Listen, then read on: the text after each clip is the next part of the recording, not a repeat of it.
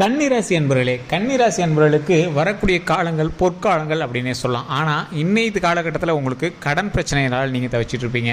போன வருடம் சில உடல் உபாதைகளால் சில ஹாஸ்பிட்டல் செலவு, மருத்துவ செலவு, அதே மாதிரி தேவையில்லாத பண அலைச்சல், அது மாதிரி நிறைய மன அலைச்சல், இது மாதிரி நிறைய இருந்திருக்கும். அந்த பிரச்சனைகள் எல்லாமே கொஞ்சம் கொஞ்சமாக முடிவுக்கு வர ஆரம்பிச்சிருக்கும். அதற்கு பிறகு ஒரு குறிப்பிட்ட இடத்துல முக்கியமாக இன்வெஸ்ட் பண்ணியிருப்பீங்க. அது எதுவாக வேணாலும் இருக்கலாம். கடந்த வருடத்தெல்லாம் ஒரு 10 வருஷம் ஒரு 10 லட்ச ரூபா மேலே நீங்கள் வந்து அதிகமாக இன்வெஸ்ட் பண்ணியிருப்பீங்க. உடனே கடனாக வாங்கி அதில் இன்வெஸ்ட் பண்ணியிருப்பீங்க. அப்படின்னா உடல் ரீதியான விஷயங்களுக்காக செலவு பண்ணியிருப்பீங்க. அப்படி இல்லைனா ஏதோ ஒரு தொழிலுக்காக செலவு பண்ணியிருப்பீங்க. ஆனால் கடனில் வந்து இருப்பீங்க. ஸோ அந்த கடன் எல்லாம் சால்வ் ஆகுமா, அது எப்போ பிரச்சனையெல்லாம் சால்வ் ஆகும் அப்படிங்கிற மாதிரி இருப்பீங்க.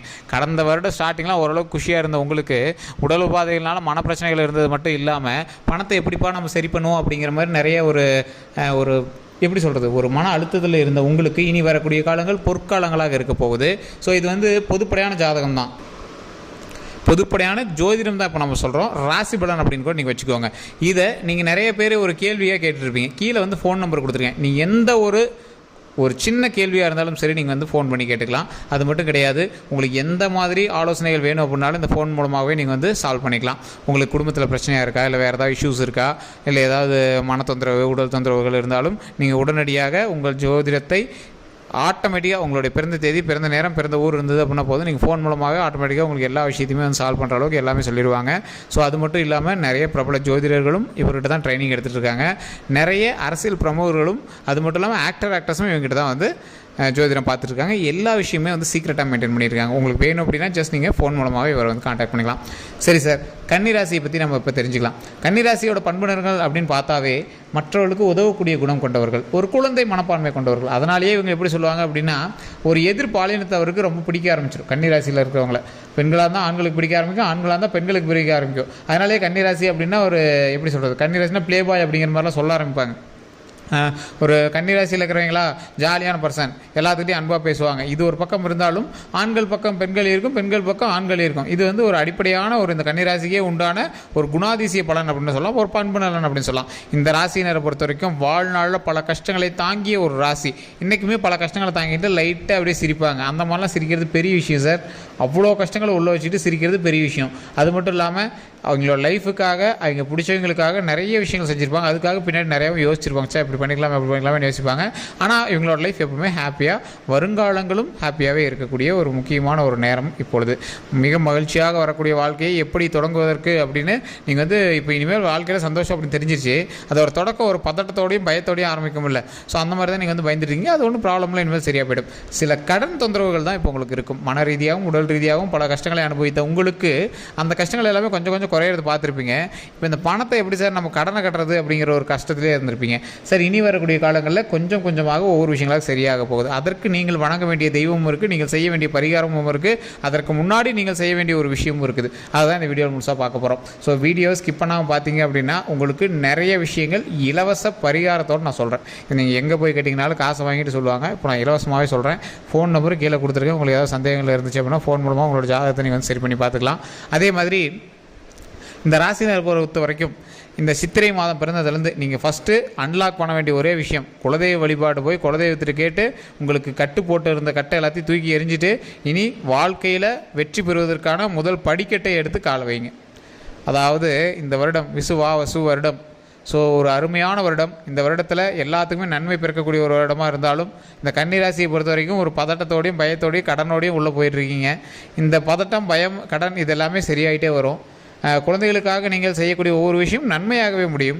அதே மாதிரி அந்த நன்மை எப்பொழுதும் தொடர்ந்து வந்து கொண்டே இருக்கும். அதே மாதிரி பெற்றோர்களுடைய உடல் ரீதியான விஷயங்களில் கவனம் செலுத்துங்க. கன்னிராசியோட தாய் தந்தையர் இருக்காங்க அப்படின்னா அவங்களோட உடல் ரீதியான விஷயங்கள் கொஞ்சம் கவனம் செலுத்துங்க. தனியாக அவங்களை எங்கேயும் விட வேண்டாம். அதுக்கு தகுந்தாற் போல் அவங்களை நல்லபடியாக பார்த்துக்க. ரொம்ப ஏஜ் பர்சன்னா தனியாக விட வேண்டாம். இந்த ராசியினருக்கு தாய் தந்தையர்கள் எப்பொழுதுமே ஒரு மகிழ்ச்சியை தரக்கூடிய ஒரு தாய் தந்தையினராக தான் இருப்பாங்க. என்னதான் அது இதுன்னு பேசினாலும் நீங்கள் லவ்வே பண்ணாலும் சேர்த்து வச்சுருவாங்க. அந்த மாதிரி ஒரு தாய் தந்தையினராக இருப்பாங்க. உங்களுக்கு என்ன தேவையோ சேர்த்து வச்சுருவாங்க. இருந்தாலும் முன்னாடி கொஞ்சம் கோபமும் பிடிவாதமும் இருக்க தான் செய்யும். கன்னிராசினராக எங்களுக்கு ரொம்ப பிடிக்கும். கன்னிராசினோட தாய் தந்தையர் கன்னிராசினர் பிடிக்கும். இந்த கன்னிராசிக்கும் எங்களோட தாய் தந்தையர் ரொம்ப பிடிக்கும். மாமனார் மாமியாரே இருந்தாங்களோ அவங்களுக்கும் உங்களை வந்து ரொம்ப பிடிக்கும். அந்த மாதிரி நீங்கள் வந்து எளிதில் எல்லாத்துக்கூடயும் ஃபிக்ஸ் ஆகக்கூடிய ஒரு குணாதிசயம் பெற்றவர்கள். உங்களுக்கு வந்து ஒரு தேன் போன்ற ஒரு சுவை இந்த கன்னி ராசி அப்படின்னா எல்லாத்துக்கும் பிடிக்கும், இனிப்பு அப்படிங்கிற மாதிரி. ஸோ இந்த ராசினரையும் பிடிக்காதவங்களும் சிலர் இருக்காங்க. உங்களோட லைஃப்பில் நீங்கள் நிறைய இடங்களில் ஏமாற்றங்களை சந்திச்சிருப்பீங்க, உங்களுக்கு சில துரோகங்களை சந்திச்சிருப்பீங்க. இந்த துரோகங்கள்னால பல கஷ்டங்களையும் நீங்கள் வந்து அனுபவிச்சுட்டு இருந்திருப்பீங்க. எல்லாத்தையும் ஸ்கிப் பண்ணி தூக்கி போட்டு அடுத்த லைஃப்பை பார்க்கலாம், இதான் ப்ராக்டிக்கல் அப்படின்னு வரக்கூடியதில் இந்த கன்னி ராசி ஒரு முக்கியமான ராசி. இந்த ராசினருக்கு வாழ்நாளில் மிகப்பெரிய மகிழ்ச்சி உண்டாகுவதற்கான காலகட்டம் இனி வரக்கூடிய நாட்கள். அதற்கு முதலில் நீங்கள் செய்ய வேண்டியது குலதெய்வ வழிபாடு. குலதெய்வத்தை நீங்கள் போய் பார்க்குறீங்க, வருஷத்துக்கு ஒரு டைமாவது நீங்கள் பார்ப்பீங்க. இனி வரக்கூடிய நாட்களில் இந்த 12 நாட்களில் முக்கியமாக நீங்கள் வணங்க வேண்டியது உங்களுடைய குலதெய்வத்தை ஃபஸ்ட்டு. இப்போ நீங்கள் இந்த வீடியோ பார்க்குறீங்களா, முடிஞ்சால் காலையிலே போய் இறைவனை வணங்கிட்டு வாங்க, உங்களோட குலதெய்வத்தை வணங்கிட்டு வாங்க. இல்லை சார் நான் முன்னாடியே வணங்கிட்டேன், பிரச்சனையே இல்லை. இந்த வாரத்தில் கண்டிப்பாக ஒரு டைம் இந்த 12 நாட்களில் உங்களோட குலதெய்வத்தை நினைச்சாவது நீங்கள் உங்களோட வீட்டில் ஒரு விளக்காவது ஏற்றி வழிபடுங்க. சார் எந்த இடத்துலையுமே நீங்கள் வந்து உங்களோட குலதெய்வத்தை நினச்சி வணங்கலாம். குலதெய்வத்தை இடத்துக்கு போயிட்டு இருந்தீங்க அப்படின்னா உங்களோட முன்னோர்கள் கால் பதிச்ச இடம், அதனால் பிரச்சனை கிடையாது. உங்களோட சொந்த ஊருக்கு போனீங்க அப்படின்னாலும் பிரச்சனை கிடையாது. இல்லை சார் நான் வெளிநாட்டில் இருக்கேன், வெளியூரில் இருக்கேன், வெளி மாநிலத்தில் இருக்கேன், வெளி மாவட்டத்தில் இருக்கேன், வெளி ஊரில் இருக்கேன் அப்படின்னா ஒன்றும் பிரச்சனை கிடையாது.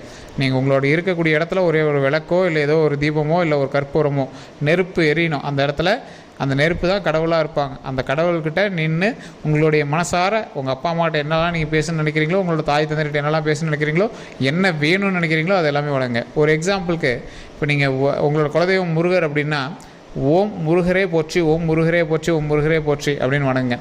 எல்லாருக்கும் தெரியாத ஒரு விஷயம் என்ன அப்படின்னா, அவங்களோட குலதெய்வம் வணங்கும் போது அதன் கூட இருக்கிற சாமியை சேர்த்து வணங்கணும். ஒரு எக்ஸாம்பிளுக்கு முருகர் நீங்கள் வணங்குறீங்க அப்படின்னா, நீங்கள் வணங்கக்கூடிய ஆலயத்தில் முருகர் பக்கத்தில் வள்ளி தெய்வானை இருந்தாங்க அப்படின்னா வள்ளி தெய்வானை சமேத சுப்பிரமணிய சுவாமியே போற்றி அப்படின்னு சொல்லணும். ஓம் வள்ளி தெய்வானை சமேத சுப்பிரமணிய சுவாமியே போற்றி அப்படின்னு சொல்லணும். அதே மாதிரி சில ஆலயங்களில் பார்வதி சிவன் இருக்காங்க அப்படின்னா நிறைய பேர் சிவாலயங்கள் வந்து குலதெய்வமாக இருக்காது, பள்ளிப்படை கோயில்கள் தான் சிவாலயங்கள். ஒரு சிலர் வந்து அதே குலதெய்வமாக வணங்குறவங்களே இருக்காங்க. அப்படி இருந்தாங்கன்னா பார்வதி சமேத சிவபெருமானை போற்றி, அண்ணாமலையார் இருக்கலாம், உண்ணாமலையம்மன் இருக்கலாம், உண்ணாமலையான சமேத அண்ணாமலையாரே போற்றி, அந்த மாதிரி வணங்கலாம். ஸோ இந்த மாதிரி ஒவ்வொரு இடத்துலையும் அதற்கு தகுந்தாற் போல் இறைவனை வணங்கினால் மிகப்பெரிய நன்மை உண்டாகும். இந்த ராசினர் கன்னி ராசினரை பொறுத்த வரைக்கும் எப்பயுமே எல்லா விஷயம் கடவுள் கொடுத்துட்டே இருப்பார். சில கஷ்டங்கள் இருந்திருக்கலாம், சில கஷ்டத்தை கொடுத்து உங்களுக்கு நன்மையை கொடுத்துருக்கலாம்.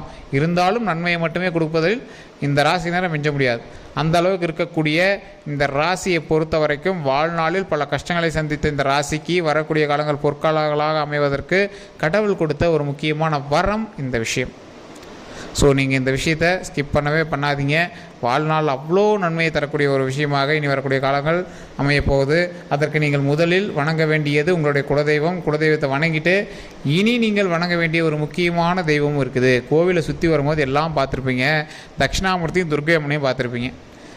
அது என்னப்பா கோயிலை சுற்றி வரும்போது அதை நான் பெருசாக கவனிச்சதில்லை அப்படின்னு இருப்பீங்க. நீங்கள் எந்த இடத்துல இருந்தாலும் சரி இந்த கன்னி ராசினர் கண்டிப்பாக சுற்றி வரும்போது இந்த தட்சிணாமூர்த்தி துர்க்கையம்மனையும் வணங்குங்க. தட்சிணாமூர்த்தி வணங்குவது தடைகளை நிவர்த்தி செய்வது. இந்த கன்னி ராசியை பொறுத்த வரைக்கும் சிலருக்கு திருமணம் நடக்காமல் இருந்திருக்கும், திருமணத்துக்காக காத்திருப்பீங்க. குழந்தை பிறக்காமல் இருந்து குழந்தைக்காக காத்திருப்பீங்க. சென்ற வருடம் உங்களுக்கு திருமணமோ குழந்தையோ கண்டிப்பாக கிடைச்சிருக்கான வாய்ப்புகள் அதிகமாகவே இருக்குது. உடல் ரீதியான பிரச்சனைகள் வந்து வெளியே வந்திருப்பீங்க, உயிர் தப்பிச்சு வந்திருக்கும்.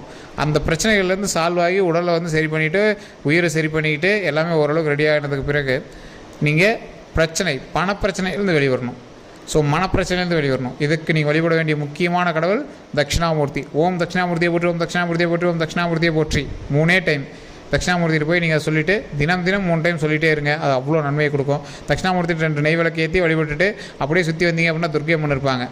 மரண பயத்தை போக்கும், உடல் ரீதியான உபாதைகள் வராமல் தடுக்கும்.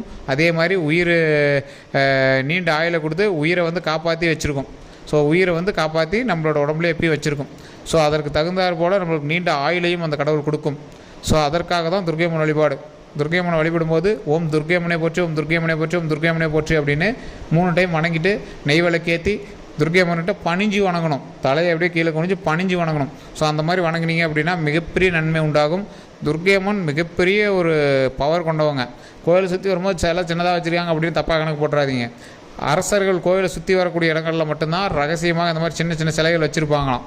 காரணம் என்ன அப்படின்னா மக்கள் வந்து நேரக்டாக தூரத்தில் தான் சிலையை கொண்டு போயிடுவாங்க. ஆனால் கோயிலை சுற்றி வரக்கூடிய முக்கியமான இடங்கள்லாம் அரசர்கள் மட்டும்தான் வந்து அரச குடும்பம் மட்டும்தான் சுற்றி வரணுமா.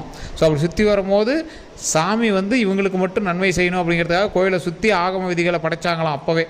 ஸோ குருக்கள் அப்படின்னா சித்தர்களும் அரசர்களுக்கு மட்டும் வழிபடக்கூடிய ஒரு தலமாக கோயிலை சுற்றி வரக்கூடிய இடம் அமைஞ்சு கோவிலுக்கு வெளியிருந்து யார் வேணாலும் கும்பிட்டாலும் இறைவனை கும்பிடலாம். அப்படிங்கிறதுனால மூலஸ்தானத்தில் ஒரு குறிப்பிட்ட சிலையை வச்சு அதற்கு பவரும் சுற்றி வரக்கூடிய பவரும் எல்லாம் சேர்ந்து ஒரு இணைஞ்சு வரணும் அப்படிங்கிறதுக்காக தான் அந்த கோயிலை வந்து எழுப்பியிருக்காங்க.